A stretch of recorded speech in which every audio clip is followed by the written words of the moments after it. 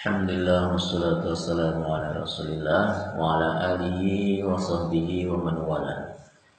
Kita buka Quran surat Al-An'am ayat 131.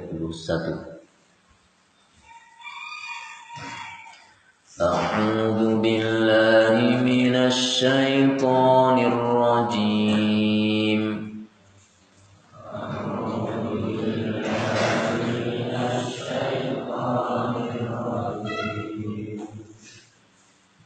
ذلك أن لم يكن ربك مهلك القرى بظلم وأهلها غافلون.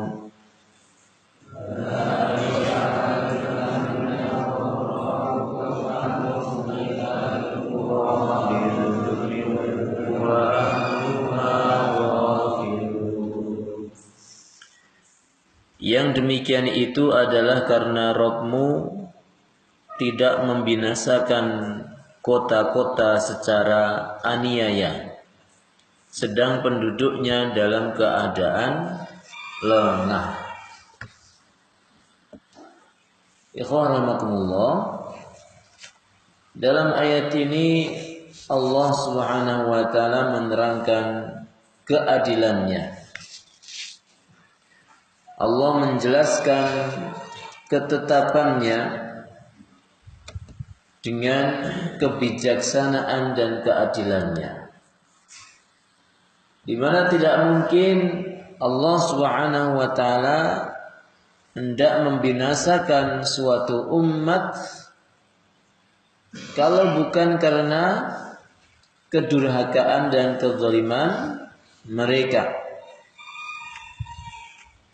Kalau bukan karena setelah diutus para rasul kepada mereka, sementara mereka tidak mau mentaati para rasul tersebut.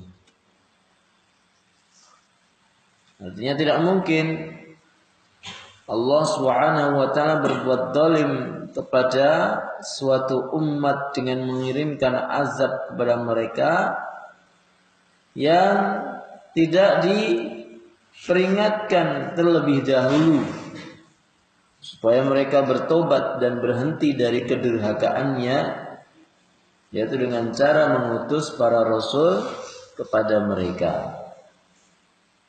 Artinya Allah sudah mengutus para rasul, Allah sudah mengirimkan kitab suci kepada mereka, tapi ternyata mereka tetap durhaka, tetap bermaksiat, kufur kepada Allah.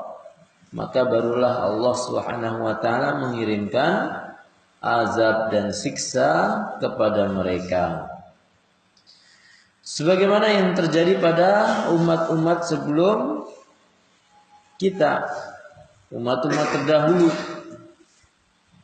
Misalnya Allah Subhanahu wa taala mengirimkan siksa kepada kaum 'Ad, kepada kaum Tsamud, yang mereka memiliki peradaban yang tinggi, memiliki bangunan-bangunan yang indah, sangat tinggi, sangat modern di zaman itu. Tapi karena mereka menghina, meremehkan para nabi yang Allah utus kepada mereka, tidak mau menyembah kepada Allah Subhanahu wa taala, maka kemudian Allah mengazab mereka. Sebagaimana juga yang terjadi pada Bani Israel yang membunuh para nabi, yang mengganti kitab-kitab suci, memalsu kitab suci, yang mereka terang-terangan menentang para rasul utusan Allah Subhanahu wa taala. Maka Allah hancurkan kekuatan mereka, Allah cerai-beraikan mereka, Allah siksa mereka karena dosa yang mereka lakukan. Adapun jika suatu bencana itu datang kepada orang-orang yang beriman kepada Allah, maka bencana itu adalah sebuah ujian atau cobaan untuk keimanan, menguji keimanan orang-orang yang beriman tersebut.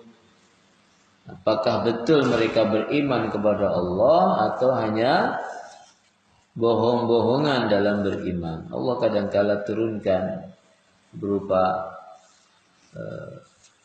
badai atau angin topan, banjir, ya, dan sebagainya. Jika itu turun kepada orang-orang beriman, maka itu adalah bentuk ujian dari Allah. Jika turun kepada orang-orang kafir, maka itu adalah azab atau siksa dari Allah atas dasar kemaksiatan dan kekufuran mereka. Maka maksudnya di dalam ayat ini Allah ingin menyatakan kepada seluruh manusia bahwa Dia tidak berbuat dolim kepada siapapun. Adanya azab adalah karena dosa yang diperbuat oleh seorang atau sekelompok manusia. Dosa itu ibarat magnet terhadap azabnya Allah. Seakan-akan dia adalah penarik turunnya azabnya Allah. Maka jauhi berbuat dosa, jauhi dari berbuat kemaksiatan, karena kalau Allah turunkan azab, maka yang kena azab itu adalah seluruh orang, baik yang kufur ataupun yang beriman. Yang kena efek itu semuanya. Bagi orang kufur maka itu adalah azabnya Allah. Bagi orang yang beriman yang terkena dampak bencana tersebut adalah ujian dari Allah Subhanahu wa ta'ala. Ini makna ayat ini. Dzalika allam yakur rabbuka muhlikal qura.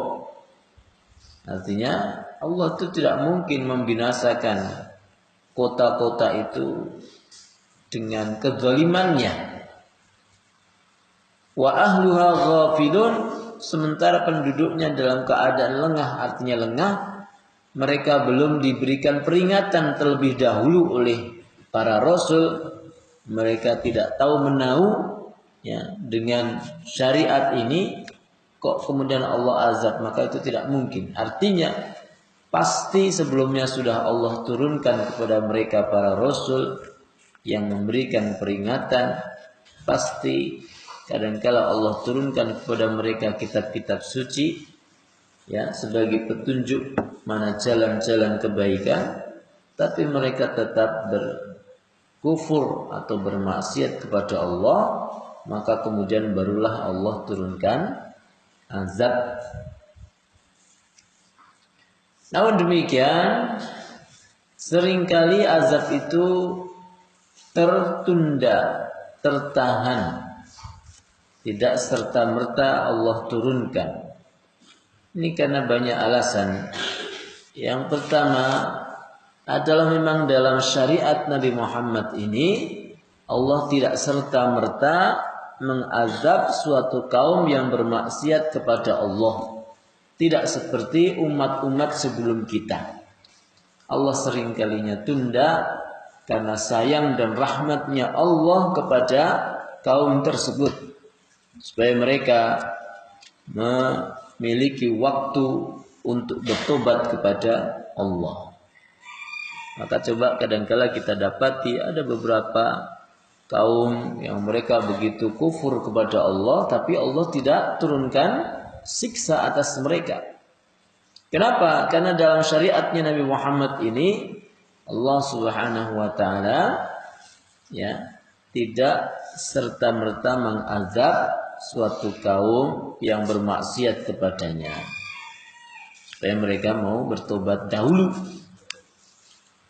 Tapi sesekali juga Allah azab suatu kaum tersebut sebagai peringatan kepada kaum yang lain supaya tidak melakukan dosa yang serupa. Kemudian sebaliknya juga, orang-orang yang beriman kadangkala tidak serta-merta langsung diberikan pertolongan oleh Allah Subhanahu wa taala, tapi kadangkala Allah berikan uji kepada mereka supaya mereka betul-betul meluruskan imannya, teruji ketebalan imannya, sehingga Allah Subhanahu wa taala memberikan pahala dan kebaikan dari imannya di akhirat nanti. Tidak serta-merta Allah langsung turunkan balasannya di dunia ini. Maka kita lihat bagaimana ya di zaman ini ya, kadangkala ada orang-orang yang beriman tapi mereka ya banyak beberapa ujian dari Allah ya.